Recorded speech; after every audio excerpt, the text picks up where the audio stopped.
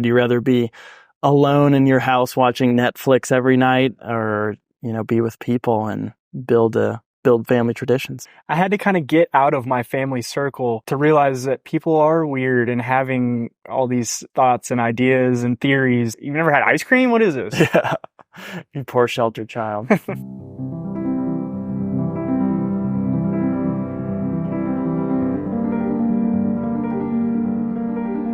Here we are. I forget what episode this is, but we're going to talk about finding meaning in family. And we did presentation and film. I kind of split those in between like spouse and family because those are so related. Yeah. And there's the obvious things like family and friendship, and we'll probably do friendship in a couple episodes. But I thought, hey, we're due for a nice episode on just talking about finding meaning in family. Yeah. So before we jump into our family backgrounds and all that kind of stuff, I wanted to start off with a bit of a banger question of just, when's a time you thought, just, damn, I'm really thankful for my family? Mm-hmm. I've been very thankful for my family as I get older. I think I'm more and more thankful looking back on it. Like now that I know what it takes to be a parent and grow a young human, the thing that kept coming back up to my mind, and it's a small thing for them probably, but just to show up for all of my sporting events and school activities and all these things that were totally optional, that they didn't have to be at. They didn't have to spend the money. They didn't have to spend every weekend, but, driving to Tulsa to play football or going to practice in the mornings at 5:30 a.m. My dad had to wake up and, take me to practice at 5:30, sit in the parking lot and let the sun wake him up so he could go run to Hardee's and get me a biscuit and bring it back and put it in my bag before he went to work. So I guess that's a long-winded answer of just saying, like, throughout my life, they've been, the consistency and just showing up has caused me to say, like, I'm just so thankful for that, because I see that's not the case for a lot of people. Yeah, that's I think everybody sees the flaws in their family and parents and siblings, but then over time you realize, we weren't as wild of a bunch as I might have thought. And I'm a real fixer-upper if there was one too, so don't have much room to talk.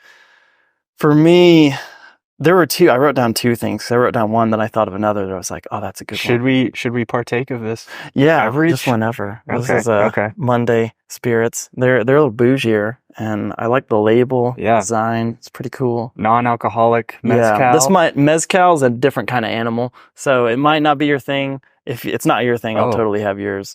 It's very smoky. It's very barbecue-esque. Yeah. But with my family, one was just the way that we took care of my grandma before she passed, my dad's mom.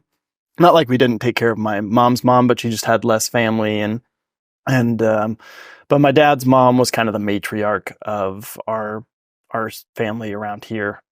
And she just was kind of the head of the family, and she would always have visitors. She was never lonely, and everyone was there when she passed. Like when she passed, everyone that lived in our state and all the family, and so that was a really powerful moment. Just all the siblings and uncles and aunts and everything just together with her and crying and letting her go on. And more than just the death, but like the years leading up to her death, she was just constantly taken care of, and that just made me really proud of. I think my parents and aunts and uncles set a really great example of how to take care of my parents one day. Like I want to be able to do the same thing. And the other one was holidays. I think my family does holidays pretty well, of just trying to have fun. And 2 years ago for Christmas, my Christmas gift was recording a cover of Leonard Cohen's song Come Healing. And we'd only practiced once, and not even everybody was at that practice before we did the recording. And my family's just musical enough that we kind of figured it out after a few trials. And it wasn't just the like, oh, I'm glad we did this. I'm proud of us. But I just thought, man, I'm really thankful for my family. My sister had this hot cocoa bar set up afterwards and was trying to make it this tradition of let's do hot Mm-hmm. cocoa for Christmas Eve, or it was Christmas evening, actually. And yeah, I just thought, wow, I'm thankful for my family. They're fun and creative and Talented. yeah, yeah, That's cool. to various degrees. And, yeah. I just when my eyes laid on my screen it says don't say like or so I'm working on that. I know it's annoying, you guys. I re-listen to a lot of these things I and think we're getting better though. yeah, As they go. yeah. We're getting better. You can give me a dirty eye if I start doing it too much. Yeah. But Okay. I'll return the favor. Yeah. But now that's out of the way. What's your family background? Like parents, siblings, kind of thing. My parents still married. I don't know how many years. Probably 30-ish. 31, 32 years. I have two siblings, twin sisters, and they were born on my second birthday. So that was fun. One big party growing up. And pretty standard family. I mean, I've been really blessed that we haven't had a lot of deaths in the family so far. Not something that I take for granted. So both sets of grandparents are still alive. That's really special to me. And yeah. Yeah, and why don't you even just go through and share a little bit about like what's your mom like? If you had to Oh, okay. describe her. All right, we're gonna get into it. Yeah. My mom is a eighth grade science teacher of 35 years. I think she's actually going to retire this year. Mm. She is very sweet, very driven. She always has to be moving, doing something. Horses are her passion. Mm. So growing up, that was a big part of my childhood. I chose not to ride horses, but I still went every weekend because you can't stay home as a young child. So you end up going. And so that was her thing. My sisters were into that with her when they were younger. Not so much anymore, but she's still very active in that community. I love that for her. She was probably more of the disciplinarian growing up. Very, very hardcore on being honest, being, a man of your word. A man is only as good as his word. I heard that a lot growing up. So that's her in a nutshell. My dad is a auto body technician. That's what he's done pretty much my whole life off and on. He's driven some semi trucks here and there. Very laid back, very go with the flow. Is just an incredible helper to my mom, which is something that I try to do in my own marriage now, and just look at the way that he caters to her and supports her in all the horse things that she wants to do. Because when we all left the house, it was down to him to support and go to those every weekend and sit out in the hot sun and watch stinky horses run around all day. So he doesn't, well, I say he doesn't complain. He complains a little bit, but it's so cool that he does that and supports her in that way. So I've always looked up to that with him. We really bonded over football growing up. So that was kind of what our whole father-son relationship was built on for the first, I don't know, 18 years or so, 16, 18 years. Sisters, Carly and Allison. Carly is very much like me, was very much into sports, very similar personality. She was probably my first best friend growing up, just so similar. And I don't know that I would have described it as that at the time, being the big brother. You don't want your little sister to be your best friend, but really special relationship that I have with her, even to this day. And then Allison is very different from Carly and I. It's interesting that Carly and I are more similar than Carly and Allison, the twins, are. But that was also really special growing up because it taught me, now looking back on it, how to be empathetic, how to love someone that you don't always agree with or want to be around. Mm. And there's nothing wrong with Allison. She's an amazing person. Our relationship today is way better. I think she's an incredible mother and sister and wife. She's grown a ton, but we're just so different that we butted heads in a lot of ways. And Hmm. I think that was hugely impactful for me growing as a person too. Yeah. So we're all really close. And that's kind of the nutshell relationship of the fam. Yeah. Yeah. Yeah, and we don't have to go through every aunt and uncle, but I've met Yeah. your grandparents. Some, probably not all of them, but Yeah. some of them, and they're pretty cool. Why don't you just talk about them a little bit? Yeah. So my mom's parents are like 5 minutes from my place. And so that's pretty cool. I drive by their house all the time, and it's given me an opportunity to stop in more often and just hang out with them. Um, Pawpaw, which is what we call that grandpa, is just such a cool person and has been someone that I look up to and really try to emulate in my life.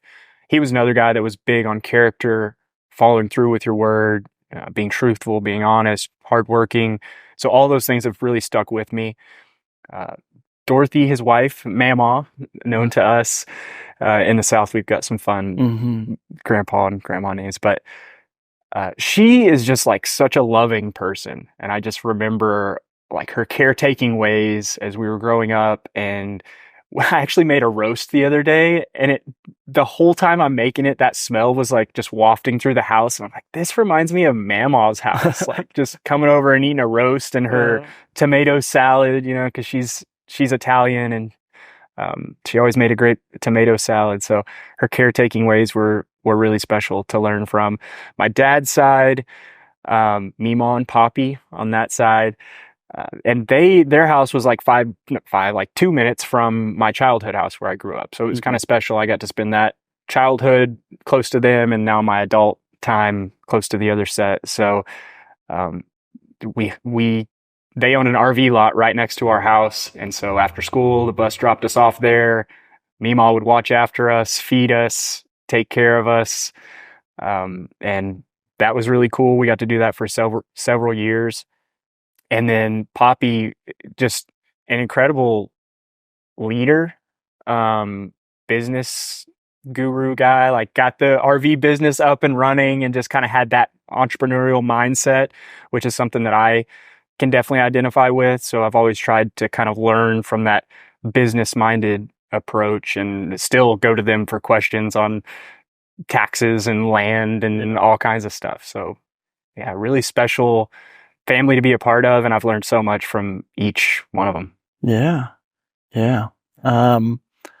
My grandparents, my mom's parents lived in Little Rock until they were really old and needed to have a home around here. And so 3 hours away from us. And then my dad's parents, we had grandma, grandpa, granddad, and gran. And gran was the matriarch. She was a strong personality too. She knew what she wanted. And my grandma, my mom's mom, was just a tiny little lady, sweet as can be, and never heard her raise her voice or anything.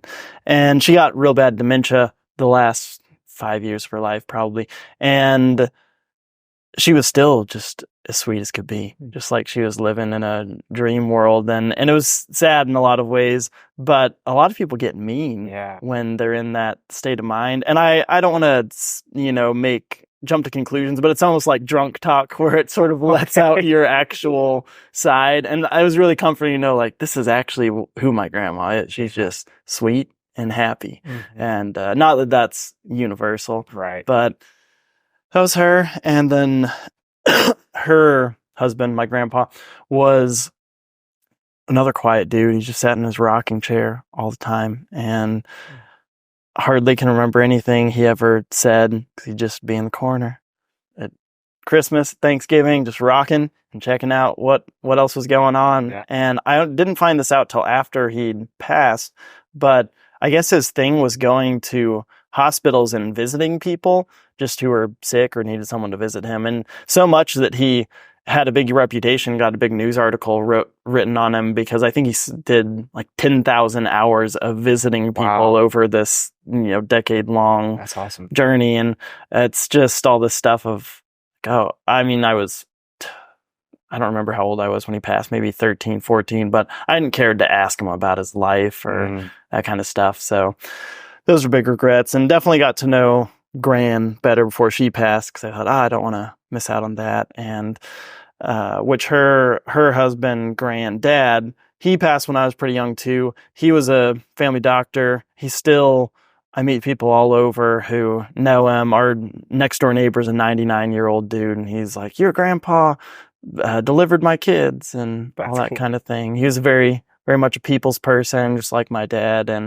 And he was known to be, it was weird, kind of a weird thing was he was known to be slightly racist, but then also he was in the Korean War and brought this Korean dude over and that he just liked a lot and paid for his college and like his housing and stuff. So it's that weird thing of like, I don't understand what's going on here. Maybe you're just working with what you were, the hand you were dealt, but he's been gone for a long time as well. And then Gran, the matriarch, was always helping people. Even she'd go to nursing homes and play piano for people that were like 10 or 15 years younger than her because she didn't need assisted living until maybe the last year of her life. And she didn't like it all that much and complained to us. She got the car taken away because she ran into a light pole at Walmart and we never lived it down. She's like, well, if I had my car, then do this. And so that's still a running joke in the family. My parents, Bruce and Donna, both names that died in the 70s. Yeah. And, but they're both really great. They've been married 40 years almost. And so, a long time. And they never fought in front of us, at least, or anything like that. And yeah, we're just pretty great all around. My dad is very much just easy to talk to and likes talking to people. And that's been a massive skill that I've just absorbed. I still have plenty to work on, but so much of my life, or just life in general, not just my life, but life and business is just relating to people and being nice and carrying on a conversation. And he was just a great example of that. And my mom was incredibly involved, and there's 4 of us kids, and somehow she got us to we all had multiple extracurriculars and things like that, and she got us to all of those things. And siblings, I don't have to go through a bunch of details, but I'm the youngest of 4, but all 4 of us are 4.5 years apart total. So just one after the other. Because my mom was only one of 2 kids, and her brother was 10 years older than her, so she felt like an only child. So she was like, my kids are going to be close to each other. Mm-hmm. And now we are, and it's fun. We're all kind of in the same stage of life. And I'll get into my siblings some later. But I'd written a note even because I thought of this when you were talking about you've grown to appreciate your family over time, because I heard someone talk about the story of Noah, the flood in relation to this, that really changed my perspective a while ago, where it's after the flood and I guess because it's been flooding and it's all the ground's nice and fertile, there's a bunch of grapes and Noah gets smashed on wine and just those good old Bible stories. Yeah. And he's naked or something. It says one of his sons uncovered his nakedness. So there's some debate on like if that means something weird and then it says the other son but covered him up, and basically the idea of the story is that this is the dude in this tradition who literally carried the world to where it is now, and has done the necessary things and has built this society. And you can show some respect when they're not in the most, even when they make mistakes and don't look the best. Mm-hmm. You can sort of like, okay, we can, there's obviously a place where you don't do that, where someone's just a bad person and needs to be outed. Right. But over time I've thought, oh sure, I'm sure my parents messed up here and there, but I honestly can't even remember hardly anything because of all the great things that they did, and I think that just changed my perspective of I should show a little more respect of society is working well enough. I'm fed and clothed, and there's a roof over my head, and this is possible because my parents have done their part in society, and And just as I get older, I learn how difficult it is to be consistent, Mm. which is just like a cop-out answer for that first question, but it really is profound to just continue to show up. And as a parent, you're like, well, yeah, you made this thing. Like, of course you're going to show up for it, but it's not always the case. Mm. And even if you're feeding and housing your offspring, you may not show up to all their events or be supportive or tell them that you love them. So just showing up is huge. Yeah. Yeah. And what's one of your favorite things that you do with your family? Like just an activity, or not even necessarily a tradition, but just Yeah. like horse races or whatever. We're really good at sporting events and eating. Mm. So we're a big sports family growing up, like I said. So a lot of times that revolves around like a Razorback game or something of that sort. My mom is a big gymnastics fan as well, so we go to some gymnastics meets and things like that.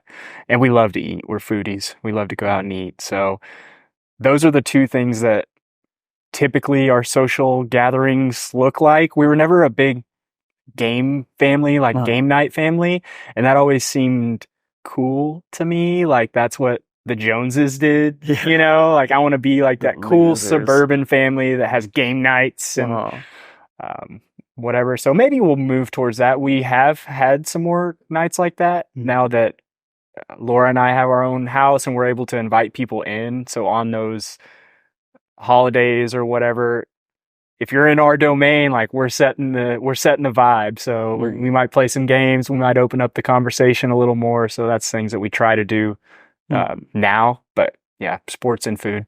Yeah.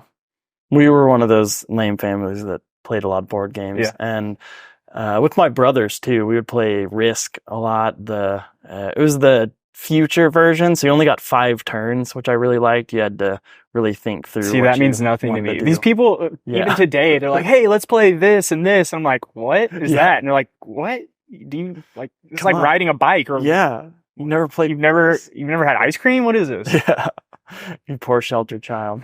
Yeah, I don't think I think I maybe played once the original Risk, because this was the only one we had, but I think the original Risk is notorious for just going on forever because there's indefinite turns. And this one, there's a limited amount. And that we do that. My brothers would do that with a lot of friends too. And I was colloquially, that's a big word. Nice. Known as the puppet master, because I wouldn't win by just climbing to the top, but I could like whisper in everyone's ears and get them to all kill each other, and then I would stand in the rubble and climb the be pile proud. Of bodies to the top. Yeah, exactly. But my family would play a lot of Balderdash too, which is a fun game. Ever played Balderdash? Nope. Okay.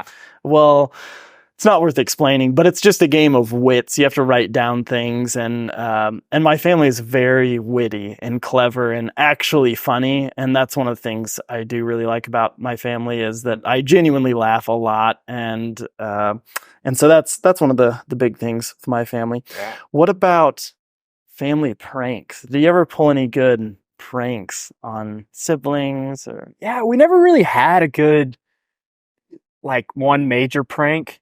We had little things that my dad was very sensitive. I think I can say that.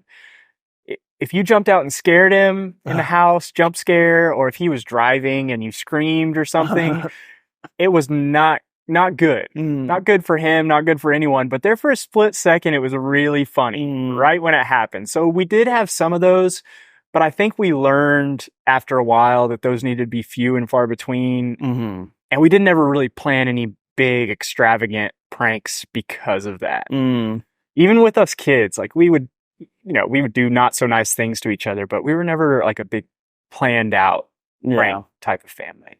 You just got to savor the moments when you actually get them. Right. Yeah. We weren't a super pranky family, but I have a few that I'm really proud of that I wanted to share. Like one of my favorites is my brother studied abroad in Italy for a semester. And when he was coming back, my sister was going to make a big poster, and she said, "Hey, Andrew, look up in Italian, like write in Italian, 'Welcome home, Daniel,' or something like that." But I looked up on Google how to say something else. And so she wrote it out, and she went to the airport and was holding this big sign, and the flight that got off was all people from Italy, and they were just kind of staring at her, like giving her a weird eye. And then my brother comes down the escalator and says, "Haley, why are you holding a sign that says I am an ugly girl in Italian? And I thought, yes, and got her. And I was pretty proud of that one. And I've got a few. And then another one, this is a Facebook post I've got on my phone. I took a screenshot.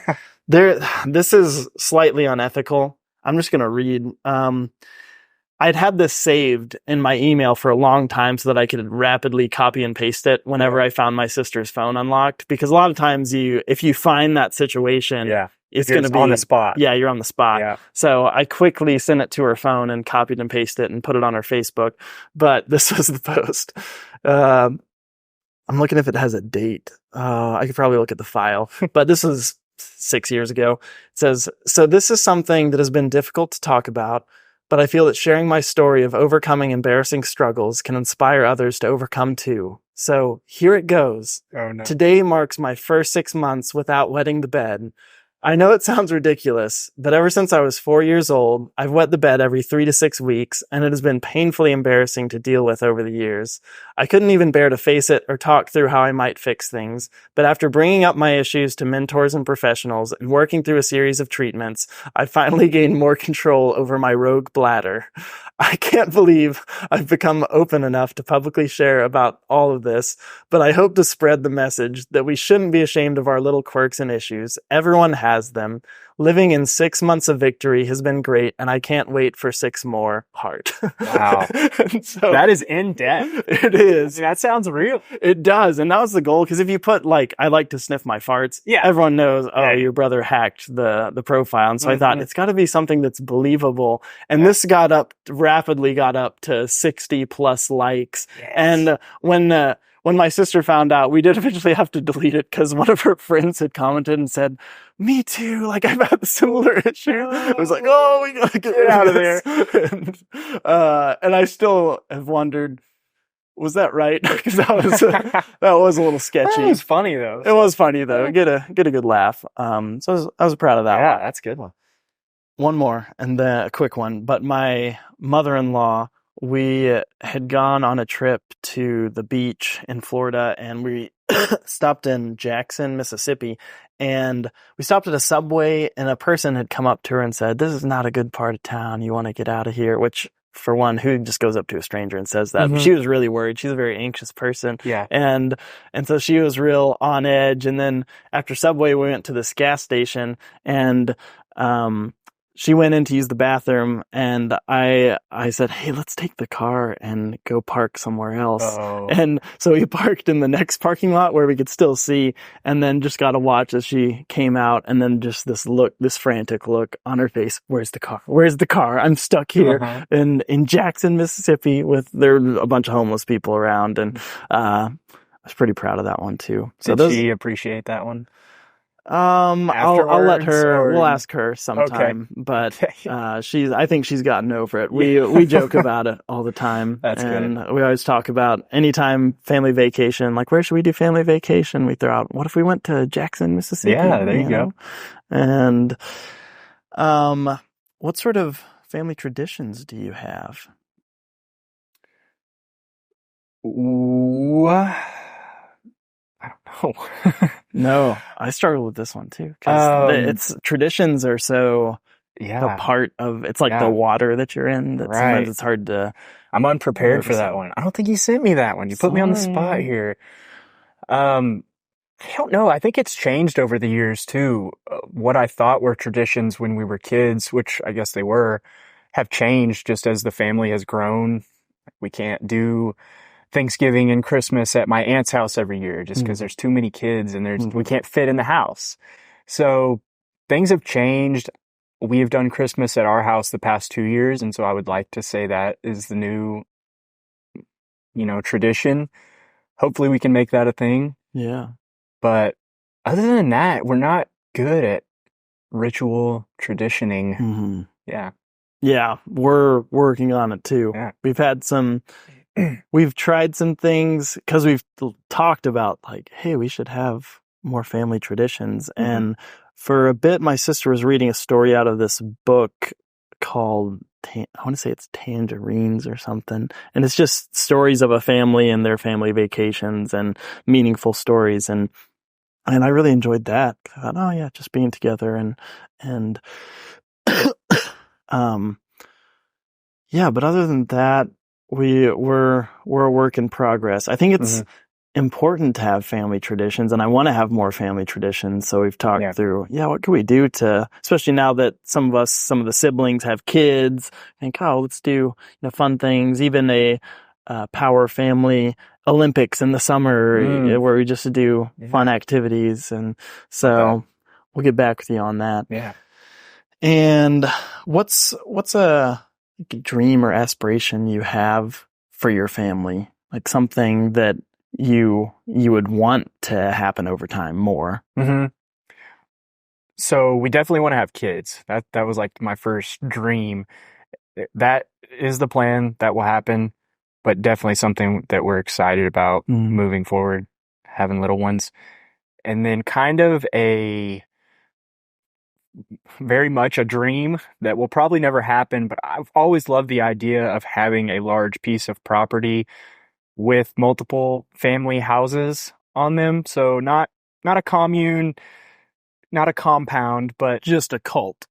Correct. Yes. But just to be close, and you wouldn't have to see their house, but to have like some common areas that we could hang out in and share an evening just randomly, to be there close to one another if people get sick or people get injured or people need help weeding the garden or whatever.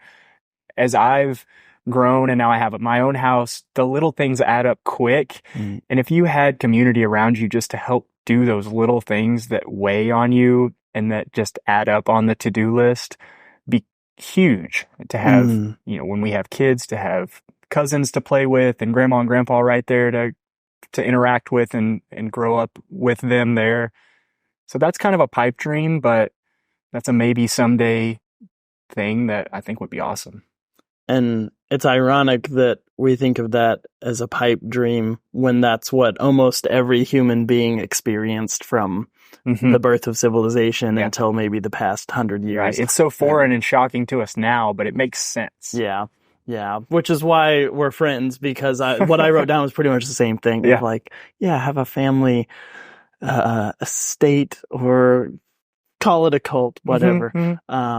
I remember I had a Facebook post once that got a lot of likes, which didn't happen very often, but that said something like, if you get a bunch of people who know each other and live on the same property, it's called a cult. But if you get a bunch of people who don't know each other and live on the same property, it's called a neighborhood. And that's how I've always felt of, why can't you just have a neighborhood with people that you know?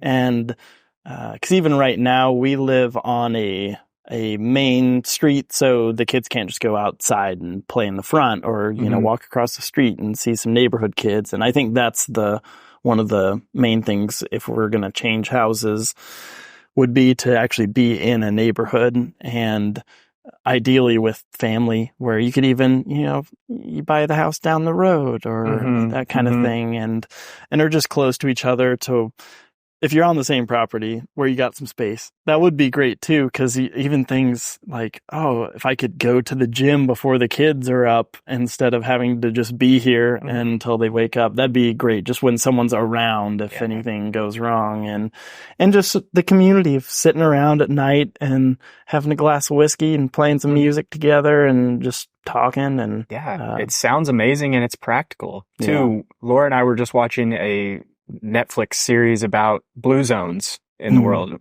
the highest concentrations of people that live to be 100. And one of them was in Okinawa. And I can't remember the Japanese word, but they had this word for basically a social group that they all bought into.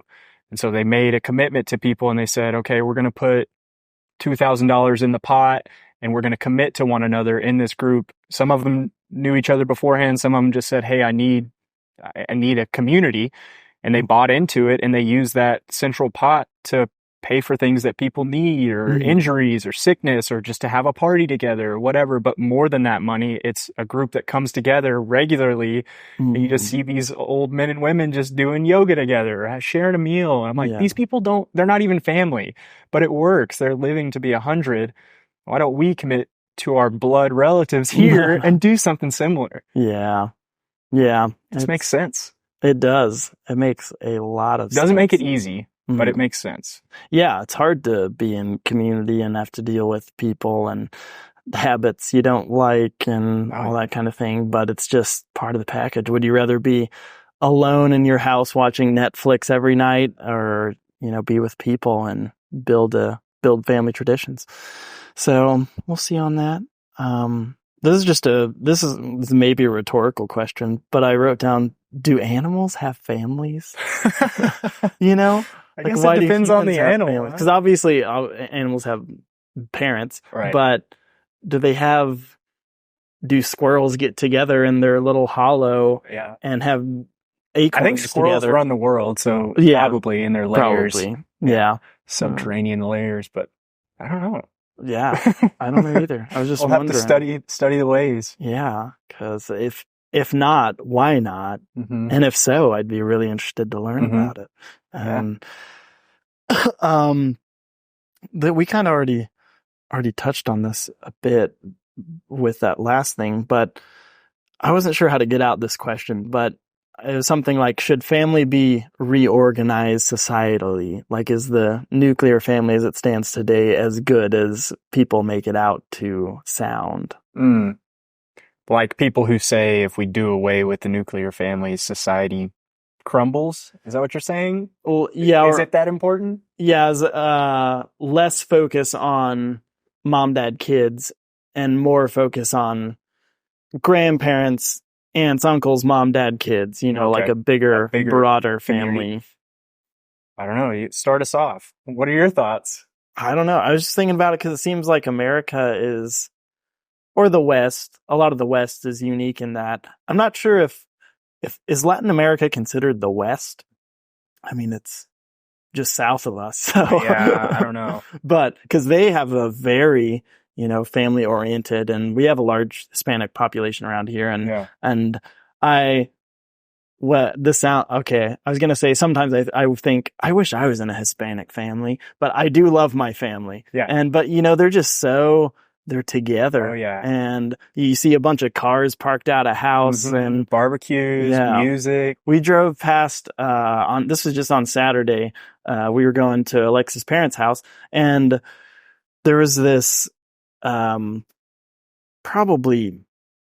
it was a huge gathering, probably 100 cars. So who knows how many people there. And we just thought, should we stop in and just meet some people? Because it sounds so fun and cool. And they know how to party. Yeah, they know how to party. And I think a big part of what leads to our isolation in the West is our over dependence on wanting to have our own space and things, and too much individualism. And obviously you can go to the extreme of, you know, we are Mother Russia or China, where like everything is ours, and that can be sketchy with dictators and whatnot. And I have no idea how politics works, but it just seems like there's gotta be a better way to organize the family to just have better outcomes for society as a whole.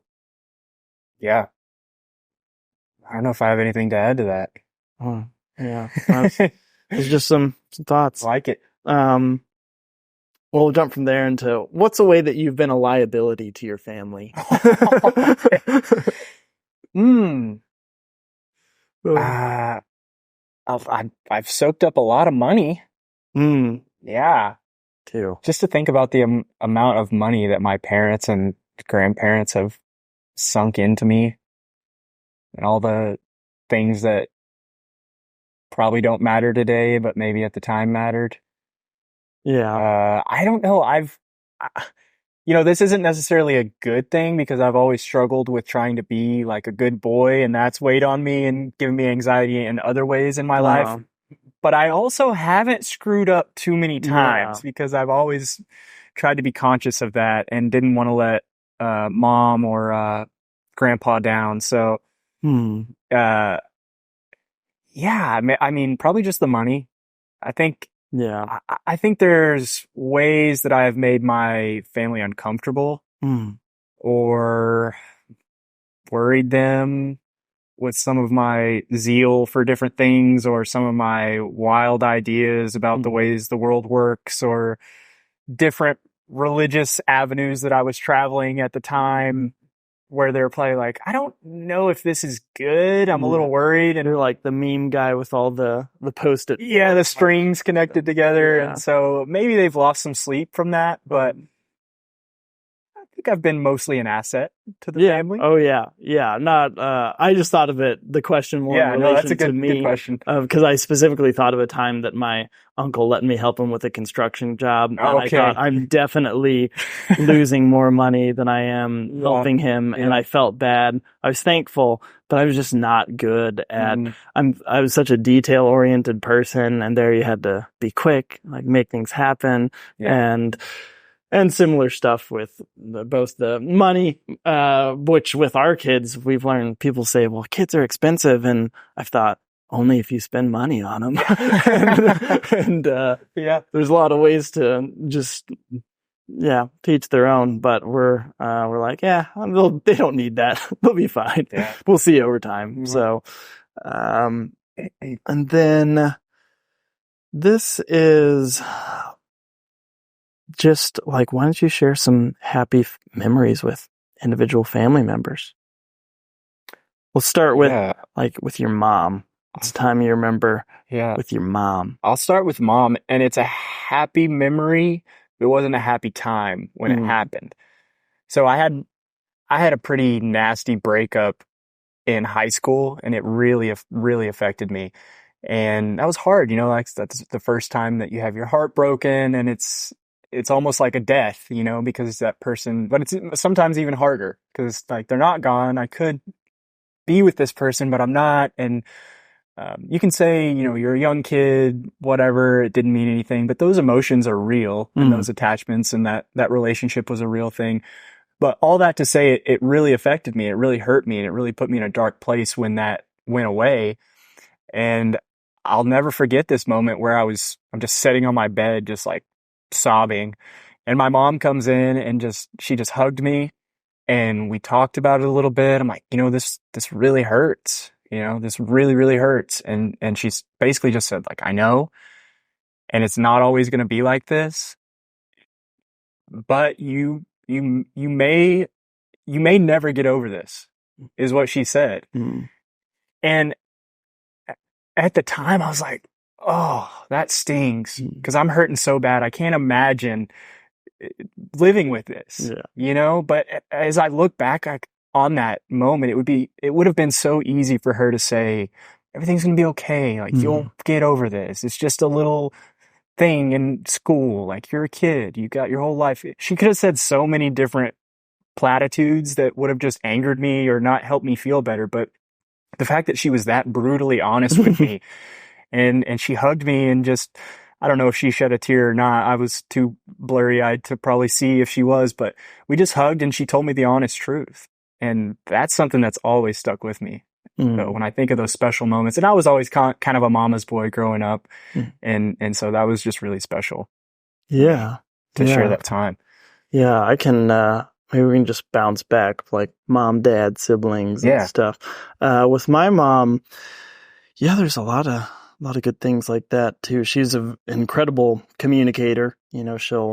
When something's off, she'll talk to us about it and ask questions. And and she's always done that in seasons where I've needed that to go out to lunch or something and just process life of, I'm not sure what to do with all of this. Or for me, it's more been some of the friendships than relationships. We've had some of those talks too, but just friendships can be brutal, where friends disappear or ghost you or all these weird things, and you just lose hope for, man, what's the point of trying to get connected with people when they just when it never works out. And so she's been a real guiding point, and just saying some of those things too, of like, there's some of my friends that when I think about it, I'm still not over it, and I just don't think about it as much anymore. Yeah. And, but when it comes up, I'm like, I And there's one friend who, in particular, who ghosted me that I still text or call every couple of months just out of principle. Like, you're not going to get away with this, with like almost in a spiteful You can't but forget loving me. way. Yeah. And because we were really close, and I just don't know what happened. And that stuff sucks. But, And his name and address is? yes, exactly. What about your dad? My dad. Yeah. So this is something that I definitely appreciated as I got older too, because when you're a child, you're just like, oh, this is who my dad is. This is who he is. But he coached my youth football teams from kindergarten through 5th grade. And so 6 years of coaching football, and I just always assumed like he was just this football genius and he was just like super outgoing, and that's what he wanted to do, was be out there and coach this youth football team. But as I got older, I realized that is not my dad.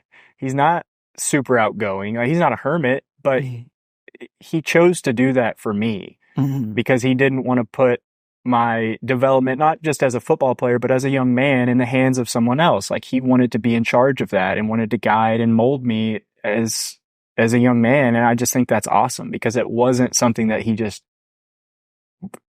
wanted to, he didn't fall in love with coaching. He just loved me enough to get out and put himself in harm's way and deal with all the parents and all the kids and all the stuff, and put that time in after coming home from work every day and beating on cars all day. So that's something I'll never forget that he did to invest in me. Yeah, I remember a time that I had dropped out of college and my parents were not happy about that. And weird. Yeah. Which the first time I ever brought up the idea, my mom had said, well, what are you going to do? Just live on the streets? Because that's, like, get a degree or live on the streets. Mom. Yeah. And both my dad, I dropped out and I was doing a lot of interesting things in life. That's for another podcast. But it's just it was a weird time in life. And I remember I moved out to the country like an hour and a half away and was just working a job out there. And I'm not making much money, obviously, and as a freshly dropped out of college person.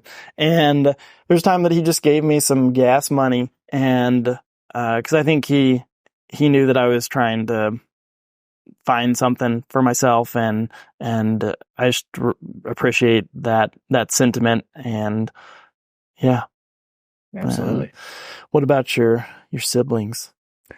Yeah, I talked about them a little bit already, so I may have given away some of my answer. Carly, she is actually the reason that I'm probably with Laura today, because there's a whole backstory behind that. But Laura and I talked for a little while, and then we stopped talking, and I was always in communications with Carly as far as women and relationships. I'm like, what are these creatures? Like, how do I because I know her and I'm good friends with her, but I'm like, what are these other things that I'm not related to? You know, like, how do they work? So I always would bounce ideas off, or, hey, should I send this text message, or should I contact this person?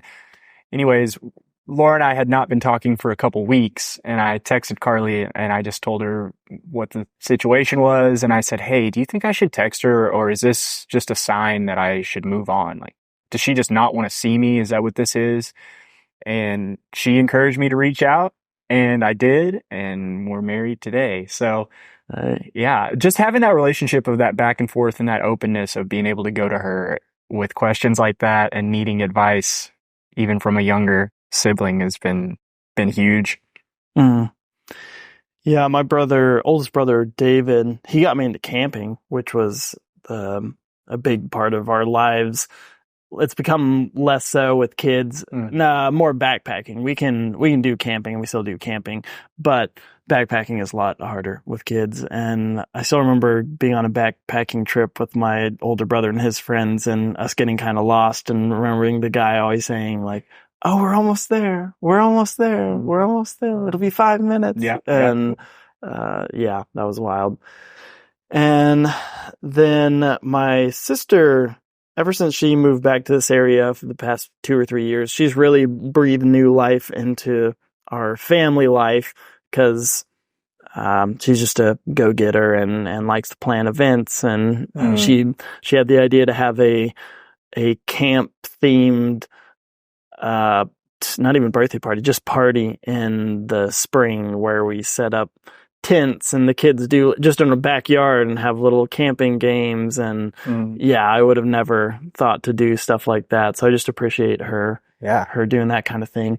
And her husband, Stephen, this is a good story. So her now husband, Stephen, because when my wife and I got married, my mom really wanted us to go on vacation right after the wedding because she said, the family's all going to be in town. You can go on your honeymoon just after, please, please, please. And we said, okay. And she said, you'll have your own cabin and everything at this retreat, this woodsy retreat thing. And then over time it became, well, we're actually all going to have one cabin, but you'll have your own room. Yep. But then by the time we got there, it was, we're all in one cabin and you're going to be splitting a room with your sister's boyfriend, which was Stephen, who's now a part of the family, but they were just dating at the time. So we spent the first, most of the first week of our marriage with Stephen. And so, that was just a fun time too, of getting to know someone, For sure. And, my brother Daniel is closest to age in me, and we actually went to school together and had a lot of mutual friends and that kind of thing.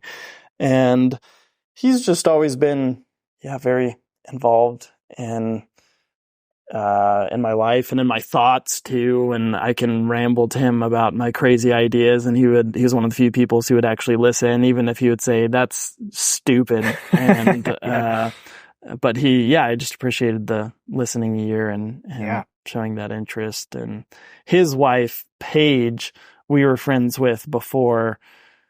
My wife and I were friends with my now sister-in-law years before my brother had even met her. And one of our memories that I always bring up was we went tubing with Paige, and it was me and Paige on this one tube, and you're trying to hold on for as long as you can go. And at one point, the water just caught me right, and it just rocketed off my swimsuit. and the people on the boat, so they looked back and it was like a beacon, light, nice and pale and white. But I thought, Mama didn't raise no quitter. Yeah. And so I just kept going, and and it took another 10 seconds or so before we both fell off, and Paige didn't even notice. But I just remember that we were pretty intimate there on the tube. Yeah, yeah. So those are some. You were really trying to keep her in the family. Oh yeah. Do you remember you set us up on a blind date? I wasn't gonna bring that up, but I was like, that'd be cool. Maybe we can cut it. Yeah. No, it was a good time. It just didn't work out. Paige is an awesome person. Yeah. Because I was like, I could have Neil as a brother-in-law. Yeah. Not quite. Sick. Yeah. So it is what it is. Yeah. Wait. No, that wouldn't have worked. She wouldn't have been my sister-in-law. That doesn't make sense. What are we? Yeah. Who was? It wouldn't have been sitting. Well, with my basically, sister, but basically, yeah. We're basically brothers. Yeah, pretty much. I did want to add for Allison too, not to be left out. It's been really special. I mentioned this earlier, but just to see her as a mother in the way that she's matured. Just growing up, she was always a little less mature. And now just seeing her as a mother, the responsibility and the time and the effort and the lack of sleep and the love that she puts into these kids. And I know mothers across the world do this, but it's been special to see her grow into this role and be so awesome at it. And it just makes my heart happy to see her with her kids, carrying those little babies around on her hip and growing inspiration. So that's been really cool to watch with her. Yeah, her first kid was born 4 days after our first kid. Yeah, same week. And I'd written out these. This is a thing that.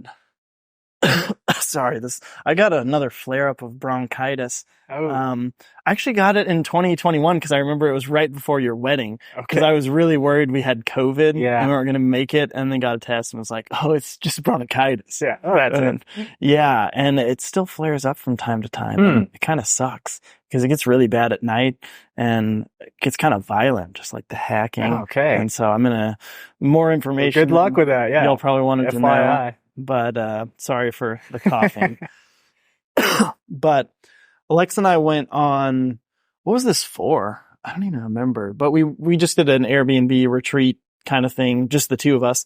And one of the things we did on that was, hey, let's write out family values that we want our family to have, both in a broader sense, but specifically like us and our kids. And so I'm just going to read some of those. This could take a bit because I have some notes, but we really tried to think through, what are the things we value? And I'll read through the little bullet points of each and then jump into some details on a few of them. But the first one is be evangelistically kind. And the next is prioritize people over things. Be passionate about something. Be articulate of both your thoughts and feelings. Listen more than you speak. Be distinctively generous. Be doubly useful.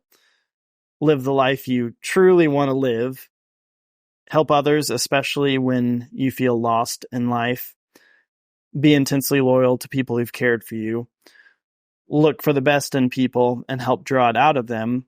Live radically, not rationally. Keep a steady stream of beauty, wonder in your life. Respect authority at least as much as you challenge it. And be the kind of friend and family member you'd want to have. And the last one was stay true to your word, even at your own expense. And those are good. So those are just some like life laws, and I'll read some details I wrote on those because we took time thinking through these things, and some of them could probably be boiled down. It's a process, but I'll read through some of these notes, and you can just piggyback some thoughts as you think of them. But the be evangelistically kind, what I thought of that was growing up in a more evangelical context where you're going out and sharing gospel tracts with people on in the mall or wherever, or you're just always thinking of, you have this mindset of you've got to be the change in this person's life to go another way and, follow You're this, complicit in their downfall if you don't. Yeah, exactly. And so now I've thought of that more in terms of just, what if I had that mindset, but instead of trying to save people's souls, I'm just trying to be evangelistically kind. Like, you just go out of your way to talk to someone and make their day brighter. And there was a guy that the hotel clerk guy once that I just thought, I should talk to him. That's where I actually had the idea, was back in the day, you'd go up and try to evangelize to him somehow. But I thought, what if I just walked up to him and struck up a good conversation and told him I appreciated the stuff he was doing and really liked how things were operating, and, just make his day better. And so that's something that we've tried to work on. Be doubly useful, give more than you take, and be a team player, that kind of thing. Of just being nice and being useful covers so much of life. And because there's people that have more of one or the other, and there's people who really get things done but aren't the best to be around, and other people that you really dig, but then you're like, I wish you would help at this cleanup after this big dinner that we all partook of. So just trying to be really useful and notice where there's things to be done.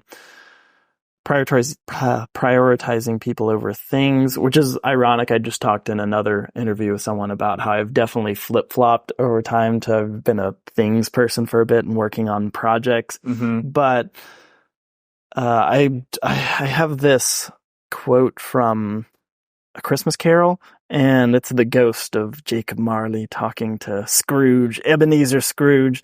And this is Scrooge talking, and he says, "But you are always a good man of business, Jacob," faltered Scrooge, who now began to apply this to himself. "Business," cried the ghost. "Mankind was my business. Charity, mercy, forbearance, and benevolence were all my business. The deals of my trade were but a drop of water in the comprehensive ocean of my business." And that's just such an epic quote of like, what are you talking about, Scrooge? Like, it's not all about business, it's about people. And just wanting to have that as a culture value in our family. Same with being full of passion. It's hard for me to understand people who just aren't passionate about something. You only have one life, so why would you not do something, even if it's you're a janitor or a Mm-hmm. whatever. Just actually, hey, I love this thing. I'm going to do it the best I can and find a way to make other people's lives better while I do it. Be articulate of both your thoughts and feelings. I've mostly always been well read and articulated with my like thoughts and studies and ideas, and that is a good skill to have, but I'm trying to learn how to be more emotionally articulate and Me too. and say things that would just like how to get things from in here to out there. How to name things. Yeah. How to know what you're feeling. Yeah. I'm learning. Yeah. I'm still working on it. I've got all these weird tinglies. Things are happening in me and I don't know why. Yeah. Yeah. I think guys are bad about that. So yeah. Listen more than you speak is just it bothers me when people won't let others get a word in and don't seem to notice that they're taking up all the airspace. Yeah. Just creating a little more space. And being distinctively generous, just kind of going out of your way and if you're at a restaurant, just tipping well and that kind of thing, just being nice to people. Live the life you actually want to live. That's been a big one for both Lex and I the past year of just, hey, what do we not enjoy about our lives and what do we really like about it? And how do we make as much of it be the things we actually really enjoy, even if that means paying someone to outsource this other stuff that's making our life suck. And yeah, because at the end of the day, what are you even going to do with a bunch of money you've saved up at the end of your life? You might as well, you can use that for experiences and having more time to invest in other things. Because sometimes I feel like I'm doing so many just basic life things of the dishes and work and cleaning the bathroom that all I have time for the kids sometimes is just to keep them alive and put them to bed. And I wish I could be more present with them sometimes and feel like I don't have 1,000 other things to do. And that might just be a character flaw because I'm sure there's always going to be things to do. Oh yeah. I'm going to find to do. Help others, especially when you feel lost. That's just been a North Star of sorts for me of when sometimes I'll get to a place in life where I'm just totally strung out and have no idea, everything's falling apart and you don't know which way's up or down or where to go or what you think about anything. And it's really helped me get out of those places where I've thought, you know what, I'm just going to try really intentionally to go, do something that makes someone else's life better. And it seems pretty much every time that I've done that, over time just works that out. And the thing that I was confused about or needed an answer on eventually clicks or is no longer relevant because you kind of take some of that focus off yourself and can put it on somebody else.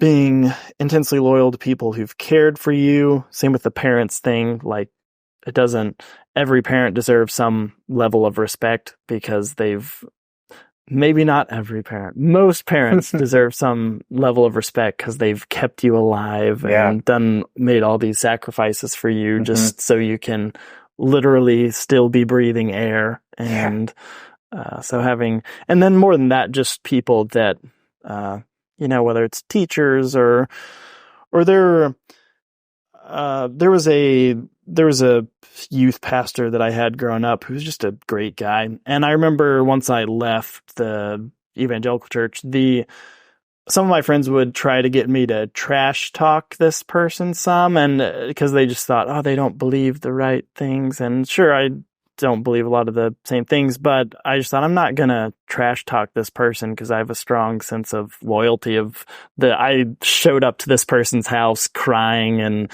one time and it was like a movie. It was a rainy night and showing up to his place and just wet. And, you don't just backstab someone who's been there for you or who has helped you through those seasons. Any feedback? I'm hitting. I love these. I think you've made an important distinction. Something that I want to do with my children one day is not, let me start over. Yeah. I think, I have friends that worry about the conclusions that their children are going to come to. Mm. And it brings them a lot of anxiety because as a parent, sometimes you want to present your child with a framework for how the world works. Like, this is religion, this is politics, this is sexuality. Like, you want to hand them all of these things. But what I want to do, kind of what I wrote and what you're doing, is you're giving them a way, you're teaching them ways to walk the journey. Mm. You're not telling them where the destination is. Mm. And I love that. It's what I look for in a relationship too. I don't need a partner who believes all the same bullet points that I do, because those are going to change over time. And even in the 4 years that I've known Laura, I have changed, exponentially, and will continue to. But why I chose her, and I hope why she chose me, is because we're adaptable. And the things that we put first, love, empathy, curiosity, those things, you can walk through anything with that. Yeah. And if you're walking with those things and the things that you're saying, you went more in depth with it. I'm loving these. Like, that's so cool. The time you took to sit down with Alexis and do that, I may need, that may be my challenge to do with Laura. Yeah, that's a good idea. But I love that. And that takes so much weight off of you as a parent, because you don't have to say, how do I get them to this point? You have to say, I want to teach them how to be a good human, and they're going to navigate where they need to end up. And something that my dad always said growing up that stuck with me was, I want you to be better than me. Like, I am successful if you are better than me. And at the time, I always took that of like, man, like, that's pretty self-deprecating. Like, he must have been a real rascal. Like, he doesn't like himself very much. But now, as I get older and I mature, I'm like, yeah, I want the same thing for my kid. I hope my kid is better than me. And I think I have transcended my parents in some ways that wouldn't offend them for me to say that. It means they were successful. If your child is better than you in some way, it means you did your job. Yeah. So that's ultimately what I want to do. And so I'm loving this. I'm just soaking it all up. Yeah. I think that's what any parent would hope, is just that the next generation is at least 1% better than them. And yeah, ideally making these not as laws, but just as things that we've seen in our lives of, hey, this seems to work and be useful and this doesn't, not just don't have sex before marriage, kids. Yeah. And I want to bring reasons behind these things too. It's not being nice for the sake of being nice. It's that you create a world around you that is much more like heaven, much more peaceful, much more caring and loving when you walk these things out. Yeah. So it's not just because these are the rules. This is what a good boy does. Yeah. Yeah. Which was an important distinction that I had to make for myself, because I was very much like a rule follower, but I needed to know why. And if I couldn't see the why, I was like, no, I'm not going to do that. Even if it's a good thing to do, tell me what to do. Yeah. So if you can see the why and pass those things down to your children as well. Yeah. Give me a good reason. Got to have a good reason.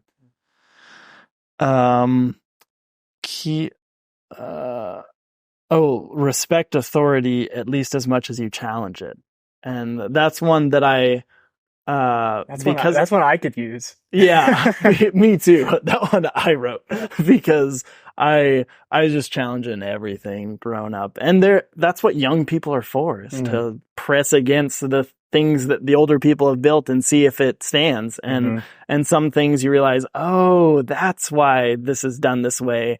I'm totally wrong in that. And then other things you see, oh, this caves in under the slightest pressure, and that's a weak spot. And so that's one that I challenge things, and then over time have grown to have more respect for even some of the youth pastors in churches or just pastors in churches that I might think are kind of crazy in some ways.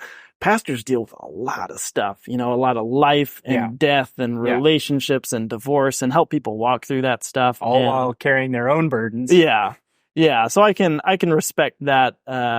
It doesn't mean that I can't challenge that authority, but for anything, you have to have the yin and yang of respect and challenge. Yeah. And look for the best in people and help draw it out of them. That's just a simple one of what you want people to do for you, is when you're not at 100%. I've definitely had people who've seen potential in me and have helped blossom things, instead of just saying, hey, you're wrong, smushing things out. And so just being encouraging to people, trying to find find the best in them. And other ones live radically, not rationally, which sounds really cheesy. And that's because I heard it in a book. And one that my sister, I can't remember if she got it for me, if she just recommended for me, but it was a book about fatherhood. And the example the guy gave was that he was going to take his son out for his 18th birthday and was going to get him a real Philly cheesesteak. And he said, you know what? Let's hop on a train, dress up in suits, go to Philadelphia, go to the place that has $100 Philly cheesesteak sandwiches, the originals, and, do that. It doesn't make sense. It's not in the budget right now even. But it's just being radical instead of rational. And that kid's going to remember for the rest of his life that experience. And, you can only do that a certain amount of times. Right. And not everything has to require money. But I just thought, I want to be able to do those things that actually matter and that the people close to you will remember. Yeah. And so that's, I've kind of been going on. That's, I think, the last of it. One thing I might add to that, and there's probably one of those that fits this, but don't speak to yourself in a way that you wouldn't speak to another. Oh yeah. You've told me that before. I'm going to write that. Yeah. That's something I'm still learning and I'm not good at it yet, but Laura and I are trying to hold each other accountable in these things because we'll catch ourselves speaking life and positivity into one another and thinking, wait, when I was in that situation, the things I was telling to myself were the exact opposite of that. Like, I'm a terrible person. Nobody likes me. I'm a failure. I didn't get enough done today. You're the worst. Why are you even here? And I would never say that to anyone else, regardless of how much they failed me or whatever. And usually in these situations, I'm not even failing. I'm just frustrated. So I try to hold myself to that standard, still working on it. But Laura and I definitely call each other out now when we find ourselves speaking to ourselves in a very negative way. Yeah, that reminds me of, I watched this documentary recently called The Work, which is about group therapy sessions in prison, which is very intense. That one out. And there was this guy who they were bringing up the things that really affected them as a young person. And one of the guys, he said that he was, I forget how old, but he was trying to help his dad with something on the garage and couldn't bring him the right tools and was just kind of getting in the way. And his dad just, just go back inside with your mom. I don't need you.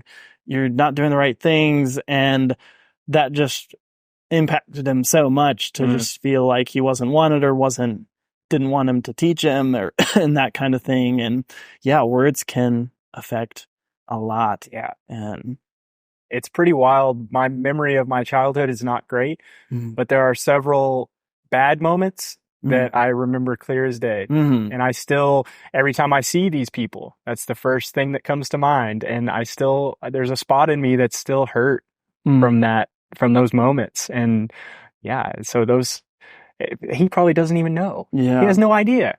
But it's like a movie in my head that, that still affects and still is there. That reminds me of, I had an opportunity. I had to apply some of these principles yesterday. I can pat myself on the back, whatever. I don't care.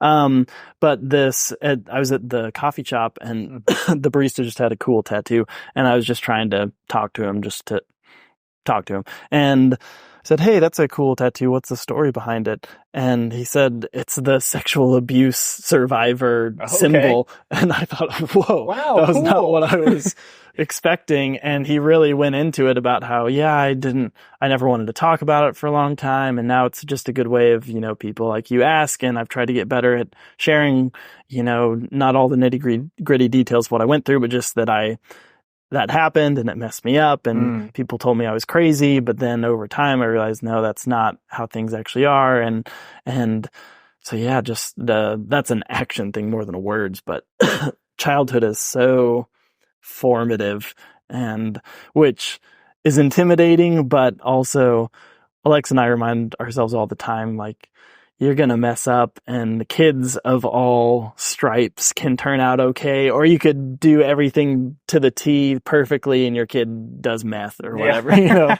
like it's, at the end of the day, if your kids have a community of people, including you, who are pouring into them and interested in their well-being, they're going to be okay. Yeah. And I don't have to have too many weights on me. Did I say the wrong thing? Is that going to screw them up? So maybe another lesson from the barista is to be vulnerable. Yeah. I think that's something that I've tried to do in the podcast, and the few conversations of people that have listened that I've talked to have really appreciated that. And I think there's something that is a little bit shocking and at the same time inviting when you do put yourself out there like this and say something that you probably don't want someone to know. I think it kind of like puts them off balance, and they're like, whoa, this guy is being genuine. I can listen to this guy, and maybe I could share some things, and he's not just here to talk at me, but he's here to listen too. If he's going to open up that much, he must be being honest, because nobody does that for clout. Like, I don't tell you I cried to my mom and whatever on my bed when I was in high school to be cool. Like, I do that to invite others to come into that space where it's okay to be broken and be vulnerable and be hurt. And we need to create communities where it's safe to do that and not be attacked.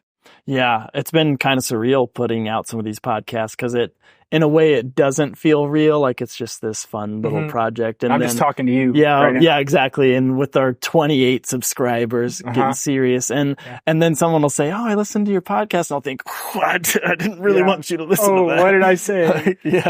And, you don't realize how many of your personal experiences, not that anyone's been judgmental, not that way, but just like, oh, that is, now that I think about it, it feels weird that that, like me sharing that part of me, and I put that out on the internet, so it's no one's fault, but it's kind of surreal. Yeah, I had a conversation with a gentleman that had listened, and he told me probably 3 or 4 times he couldn't believe I was this open. I'm like, what did I say? Like, this is just me. Yeah, but it is impactful. So that's something I definitely want to pass along to the youngins as well. Yeah, and I had one more story that I want to share about learning the meaning of my family name. What does McGaw mean? I have no idea, actually. Your ancestors would be disappointed. I know. No, I think I've very, very quickly looked before and couldn't find it. Yeah. So I just gave up pretty quick. Yeah, I just Google searched it back in the day, and it was wild. Okay, I forgot that the previous question kind of leads into this, because I wasn't going to ask it, because I was like, we're already kind of going over, but I'll do it. It was, what's something that was hard for you growing up in your family? And you can share without having to throw anyone under the bus. But for me, it was kind of growing up in a slightly posh family. My family's not super posh or fancy, but if they were mid-range, I was like negative, and it just was a challenge. And it wasn't even like I was trying to be super rebellious or against the system. There were times eventually it grew into that, but I just didn't understand how it all worked, and social status and everything. And I eventually just, had really successful siblings who had I'm like the opposite of usual success stories, where people are like, I'm the first in my family to go to college. And I'm like, I come from a long line of people who, my grandma went to college, and my first to drop out. My siblings, I'm the first to drop out. And, and so it felt kind of weird. And that was a challenge. And but also my family, what does power mean? It's the nickname for a poor person, a miser who has taken a vow of poverty.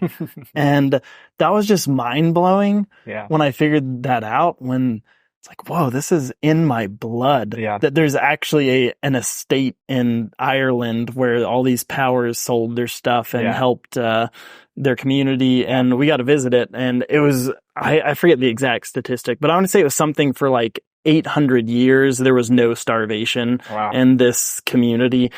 800 years is a long time. Yeah, that is a long time. And that was just like family name, finding meaning.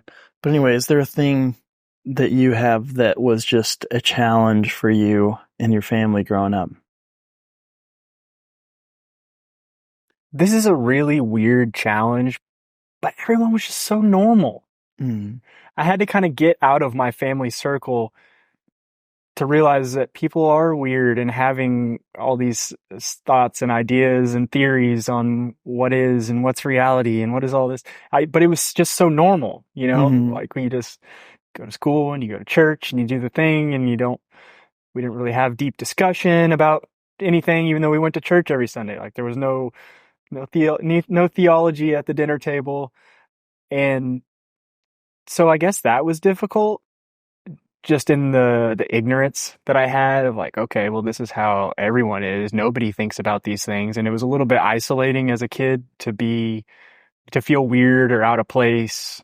Like, why am I awake at night crying in my room at the thought of like hell being a real place? Why is everyone not doing this? You know, like if that's a thing, we should be thinking about this and talking about it. And then just to be like, well, no one else is thinking about this. This is weird. Or if they are, they're not talking to me about it, you know? So not necessarily a negative thing, but just something that I had to kind of get out and meet weirdos like you to have those interactions and those thoughts and those questions. And so, yeah, now I really delight in meeting weird people. Yeah, same. And I think that's the one parenting difference I would have, is that this isn't even something my parents did wrong. 'Cause my parents, especially, you know, my dad's just very much he loves to chat and have a people's person kind of thing, but he's not a super deep person. Or I shouldn't put it that way, 'cause he is everyone's a deep person, but he doesn't care to have hourly conversations on purpose of life and that kind of thing. And I think I probably could have used a little more of that growing up to just help process things. But then it's a double-edged sword, because some of how I've balanced out my life is from learning from my dad of like, yeah, my dad just shows up, does his job, does his family duty and takes care of us and has a good time and helps everyone else have a good time. And that's been, encouraging to see too.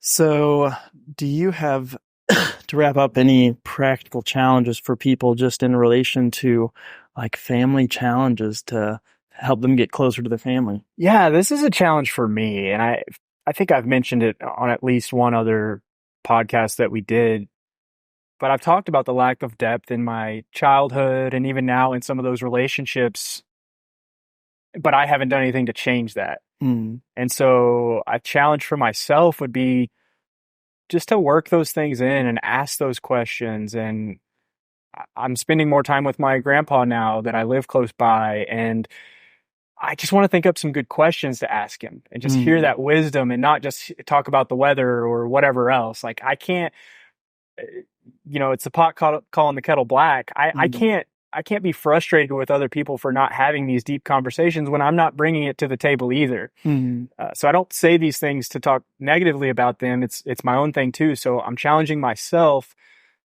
to be more open and be more vulnerable when it's not just me and you talking in front of a camera, because it is easy now. Like we've been friends for years and years and nobody's really here, it's just us having a chat. But even with family and friends that I'm most close to, it brings me like this certain level of like anxiousness to talk about these things. Cause what if they don't agree, or what if they have these outlandish ideas and I don't respect them anymore? It's just like stuff that's not going to happen, but it's that fear that keeps us in our own minds. And I want to get out of my own mind. Yeah. I think even though these spirits are non-alcoholic, I think they help, to where we record all these things that I'm like, putting on the internet, that's for another day. Yeah. Like I'm just having a good time right now. Yeah. And then I'll remember all my drunk texts, later on. Yeah. I know my mom, when I posted something on Facebook with the link to the first podcast, and she listened to it, and then she called me and was like, "Oh, it was amazing. Your grandpa's listening to it right now." And I'm like, "Oh, okay." I don't think he knows I have some of my tattoos, but I guess he found out. But no, we haven't even had that conversation, but it's just like, you said, going back, what did I say? You Yeah. know, what did that person hear that may have affected the way they view me? And Uh-huh. just being like, "Ah, who cares?" Yeah. It's life. Yeah. Yeah. I think my challenge would be that my family's been trying to do an every other week gathering this year, and each person is kind of getting a role at what they want to do for their night. And sometimes it's an all girls night, sometimes it's an all guys night, sometimes it's the whole family, sometimes just the adults without the kids, and sometimes with the kids. And that's been really fun to just have something consistent, because even, you would like for family to just get together organically. And we did plenty before, but just having something set has been helpful, because when you're just trying to make something happen, you got to work with everyone's schedules constantly. And now we just know Thursday nights, like, we're doing our thing. Yeah. And so that's been good for us. So that's family. Do you have any closing thoughts or anything you want to say? I'm just really thankful for this podcast. Yeah. Even if no one listens, the 28 people that are listening, I've had a couple conversations, like I already said, that it's meaning something to someone. And for me, it's really impactful just to sit down and think about these things and have to answer these thoughts, these questions. So we'll do another. Yeah. I've enjoyed going through these and being like, yeah, what am I thankful about for my family? It's good. Yeah. And even in like sharing the links now is a step. And I'm like, oh, like, what are people going to think? Like, do they think I'm trying to be some super influencer guy? Yeah. Or even when I put it out, like, how can I Not look like present a this total as I'm nerd. not just the middle class white dude trying to preach at you. Every white dude has a podcast. Yeah. And nobody that's like, you already have a voice in society. No one cares. But this is more for me than the listeners, I guess. Yeah. Hopefully they listen. Yep. Yeah. Well, we appreciate those of you who do listen, and see you next time.